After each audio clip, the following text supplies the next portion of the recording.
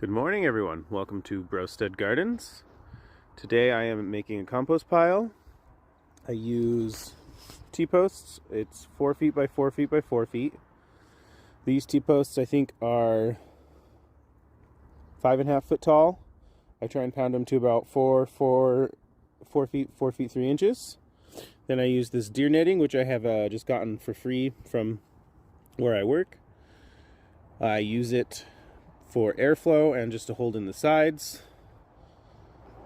I have these, the rest of it just curls out, and once the pile's up, just to hold it in, I just secure it to that side. Then I'll do that all the way up. Here's the first pile I made. I finished this. This pile took me probably a year and a half. I finished it in August, which is then when I started this pile. This pile I put in a little more wood chips, and I think we've just been using more veggies and stuff, and I've been composting better. I compost everything. I'll do meat, food scraps, paper towels, anything that is organic and will break down. I then cover it with wood chips, especially when I put meat in there. That keeps animals from getting at the meat and digging at it. Also keeps the smell away. There's no smell coming from any of these piles. So that's the third one. Once that's full, or that's the second one. Once that's full, we'll come over to this one. This will be the third one to fill for food scraps and garden waste.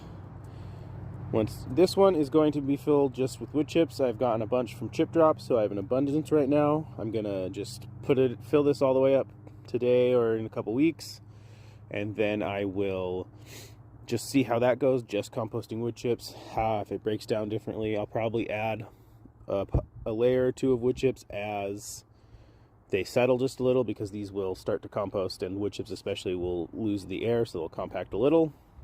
And we'll see how long it takes to break down and how different it looks than stuff with food scraps and the wood chips. These wood chips are arborist wood chips, so they should hopefully have enough nitrogen from the greens and leaves in them to provide a good breakdown. The thing I forgot to mention is why I'm weaving these sticks into the compost pile. So there is just a giant hole. I got unfortunate with the piece of fencing I chose, so I'm using the fence to weave it together so that the debris won't fall out. And here's the wood chips I'm using. It is a mix of, some bigger pieces, mostly smaller, with a bunch of pine needles and other leaves. So it should have a good carbon and nitrogen ratio for composting. And as always, I try to incorporate some nature into my design. I'll end up doing more at some point when I figure out good spots for like shrubs, but right now we have a woodland strawberry native to my area in Southern Oregon.